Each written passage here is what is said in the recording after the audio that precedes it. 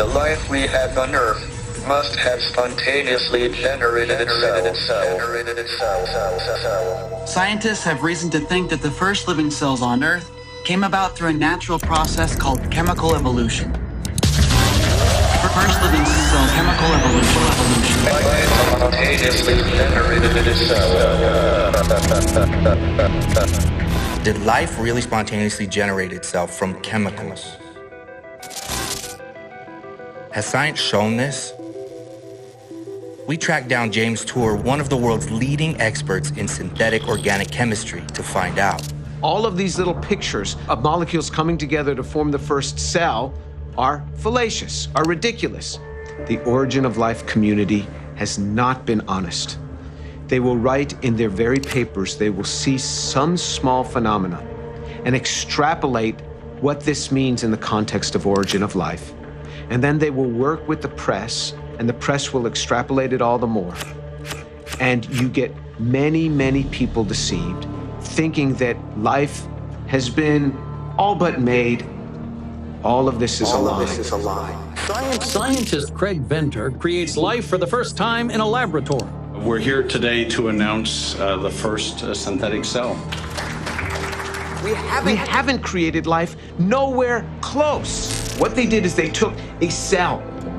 They took the genome out of that cell.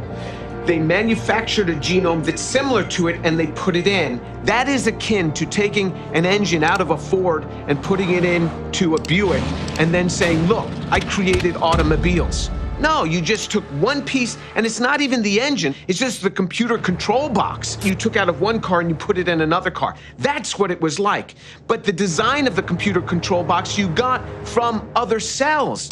Other scientists say they've been able to create protocells in the lab that are the stepping stones to the first life. I can mix some chemicals together in a test tube in my lab, and these chemicals will start to self-associate to form larger and larger structures. The protocell moves as a metabolism, it could use energy, and it moves around. Protocells are a bunch of nonsense. That is like a proto-turkey. I take 20 pounds of sliced turkey meat from a delicatessen. I throw that into a pot. I add some turkey broth. I warm that up, and I throw in some feathers, and I say, that's a proto-turkey. Yeah, there's no order to it, but you know, if you wait long enough, a turkey will come gobbling out. That sounds ridiculous, doesn't it? That's precisely what origin of life researchers have done when they make a protocell. Wait a second. Haven't we been taught with hundreds of millions of years anything is possible?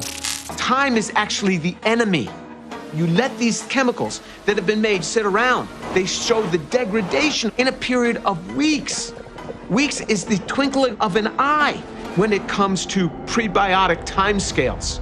The chemicals decompose. So to think that the molecules could be made and sit there waiting for other molecules to come in, it doesn't happen. Organic chemistry doesn't work that way. Well, if life didn't spontaneously generate on Earth, what about scientists who believe that life must have come here from outer space? Whether you want to have it originate from Earth or from some other planet, you have to have the origin of life. You have to have the origin of that first cell. How does that happen? We have no idea. So with all the advances in scientific research and the study of life, why can't we figure this out? With all of origin of life research going on, the problem is becoming harder all the time, not easier. And the reason it's become harder is because we understand more about the complexity of a cell. To help explain the complexity of living cells, we turn to molecular biologist Douglas Axe. To get an idea of the complexity of a living cell, think of a factory with thousands of pieces of machinery all working together to do some coordinated task. A cell is actually far more complicated than that factory because factories don't maintain themselves. People have to maintain factories, and factories certainly don't make new factories. Whereas with a living cell, all the parts that wear out are automatically remanufactured within the cell. Not only that, the cell is manufacturing a new cell as well. Human-made factories don't even come close. For a living cell to exist and perform such complex tasks, it takes some very detailed instructions, which are chemically encoded in our DNA. If you have a string of nucleic acids like DNA or RNA has. You have to have a precise sequence because that translates to what proteins are needed to build the organism. That's called the information code. But where did all that information, these detailed instructions, come from to build the first cell? We don't have a tool to assess that within chemistry. Laboratory chemistry may not, but Stephen Meyer is convinced origin science does have the tools. Is there anything we know of that does have the causal power, the ability to generate new information, and therefore could explain the origin of the first cell?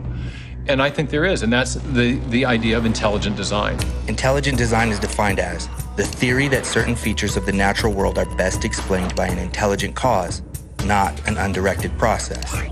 Because what we know from our experience is that intelligent agents can produce information, and indeed do produce information in a digital or typographic form, the form of information that we find in the DNA molecule, functional digital information. Whenever we see information and we trace it back to its source, whether we find it in a section of software code or a paragraph in a book or in a hieroglyphic inscription, we always find that a mind played a role in generating that information. Don't be fooled by the hype.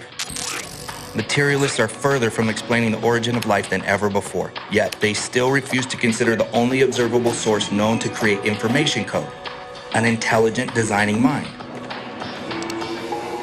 We are not materialists. We see the human soul. We experience love. We live with purpose. We fight for justice. We are the quiet majority, and we will be quiet no longer.